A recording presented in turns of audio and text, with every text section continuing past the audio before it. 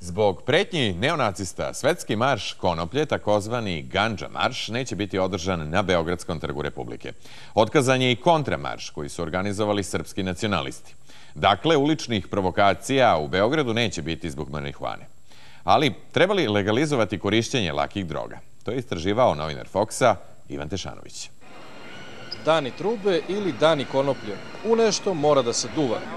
U Guču se ide tek u avgustu, ali zato je tu svetski dan konoplje ili Gandža marš. Cilj ovog marša je ukidanje prohibicije konoplje i dozvoljavanje njene medicinske, industrijske, uživalačke i duhovne potrebe.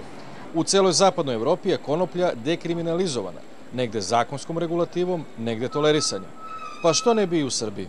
Jednostavno ljudi pogrešno asociraju tu priču sa narkomanijom, iako to ne vodi bolest zavisnosti, zna se koje supstance stvaraju zavisnost, jednostavno kao duvan, kao kafa, kao čaj ujutru, stvari izbora svakog pojedinca.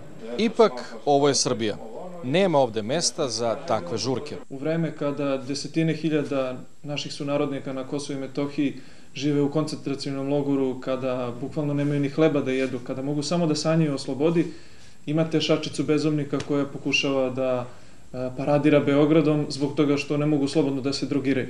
Zakon je jasan po pitanju marihuane. Svako korišćenje narkotika, bilo koje količine, je krivično delo.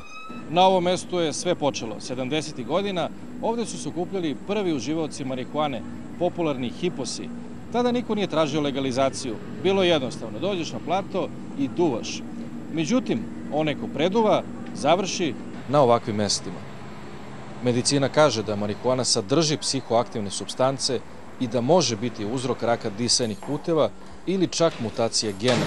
Sem stvaranja same zavisnosti, marihuana može izazvati i mnoge druge psihičke tegobe koje se manifestuju, kako bi mi stručno rekli, akutnim psihozama. Prvi Gandža marš je održan pre 2 godine, bez incidenata. Ove godine razni patriotski pokreti su najavili da će sprečiti veličanje marihuane u Srbiji.